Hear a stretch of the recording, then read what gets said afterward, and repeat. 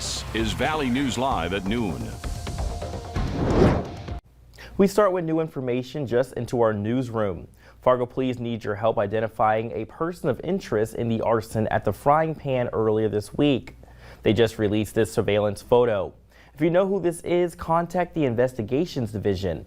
You can also text Fargo PD to 847-411. Fargo fire crews were called to the fire just before 1:30 Monday morning. It started in a dumpster near the Frying Pan on Main Avenue and spread to the roof of the building.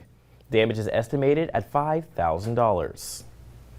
Now we have new information on the shooting death of a child in Moorhead. A man is now in jail charged with illegally possessing that gun that killed a 6-year-old boy in March. The Minnesota U.S. Attorney's Office alleges 33-year-old Philip Jones Jr.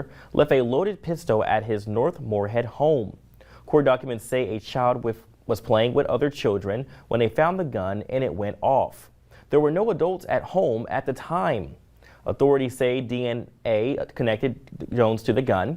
He's a convicted felon, which prohibits him from possessing any firearm. Funeral plans are set for a 14-year-old who died after being brutally attacked in South Fargo. Family and friends will honor the life of Jupiter Paulson on Sunday, June 27th. The community is welcome to come remember her as well. The service starts at 5 in the afternoon outside of Shields Arena in South Fargo. A $3,000 reward is now being offered for information on a man killed just days before he was supposed to move into assisted living. Terry McCoy was preparing to move from his home in Wheaton a year ago when prospective buyers for this farm showed up the next day. They found signs of a struggle and called police. 2 weeks later, Terry's body was found in a river northeast of Wheaton. An autopsy shows McCoy was murdered, and his family is offering the reward to find information about what happened and hopefully catch who did it. Anyone with information is urged to contact the BCA tip line. The number is 1-877-996-6222. Well, it's pretty warm, and could we expect that cool down soon? Let's check in with meteorologist Lisa Green. Happy Thursday, Lisa. Happy Thursday. One more warm day happening today, and then it's not necessarily that we're going to be chilly, but we will have a cool down coming our way as we head into the weekend and beyond. Here's a look outside. This is in the Southern Valley in the Hankinson area at the Dakota Magic Casino. You can see the flags moving a bit and some lower visibility in the distance. There's a little haze there, but in addition, there are a few more clouds down in the southern end of the valley here because we've got a system that's mainly passing us by to the south, but it is bringing some clouds and the potential for some sprinkles in the southern valley. A wider view here shows that there are some areas of rain and thunder down by Sioux Falls, and that will be moving east. Taking a closer look again, Fergus Falls back through Otter Tail County, Wadena County, seeing some green on the map. Not all of this necessarily reaching the ground, but the potential is there.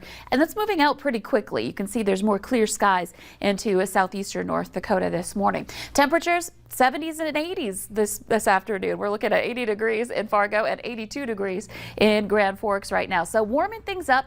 Perhaps not as intense as we were yesterday. No 90s likely. So we'll have some melting if you're going to get some ice cream today and eat it outside. Might want to get to work on eating that pretty quickly if you do. Temperatures into the 80s, a high of 86 with some sunny skies. We do cool down this weekend. We'll have details on your Father's Day forecast coming up. At least ice cream today will last a little longer than it could have. That's right. Thanks, Lisa. Well, ongoing drought conditions are affecting some people's 4th of July celebrations in North Dakota. Burley and Morton counties have joined the city of Mandan in banning the private use of fireworks during the 4th of July holiday due to the widespread drought. Rural fire chiefs in both counties recommended the bans because of extremely dry conditions. Public or commercial fireworks displays that have received permits are still allowed, but if you shoot off fireworks privately, you could be fined. And we decided to reach out to our cities in the metro to see what kind of restrictions or possible bans we could see for fireworks. In West Fargo, fireworks are only allowed within city limits on the 4th of July between 8 in the morning until 11:59 at night. You can't launch fireworks on park, city, county, school, or federally owned property. In Moorhead, fireworks of any size, including skyrockets and Roman candles, are illegal. They also say the dry conditions are a fire concern. Sparklers and smaller items like ground spinners are fine to have. And the city of Horace has individual restrictions with fireworks on the 4th of July based on grams of weight per fireworks. We just received an update from Fargo and Grand Forks, so you'll have to tune in tonight at 4 and also go on valleynewslive.com to see that update. North Dakota has more than $1 billion in the bank, but a new law has created roadblocks to prevent state agencies from using it.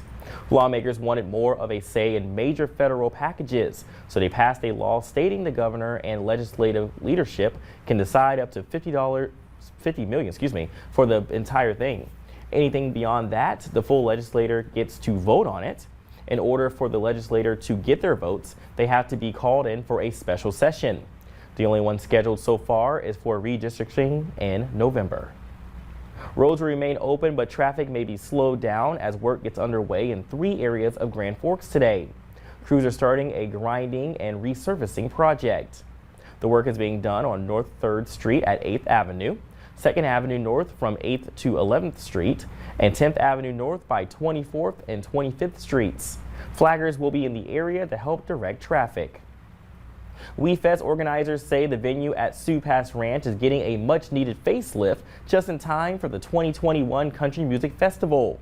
The changes come after the festival took a year off and include bringing the general admission seating 200 feet closer to the main stage, better sightlines, and 27 food vendors.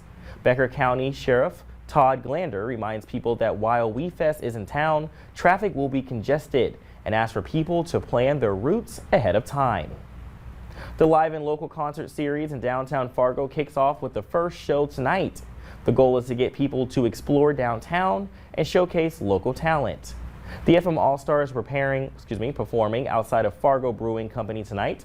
Gear Daddies will play at Broadway Square on July 15th, and the Crop Dusters are having an 8th Street block party on August 19th. On September 16th, Heart and Soul is at the Plains Art Museum. The events are family-friendly and free to attend. All events throughout the summer start at 5:30 and music begins at 6. What better way for dads to enjoy Father's Day than with a free trip to the zoo?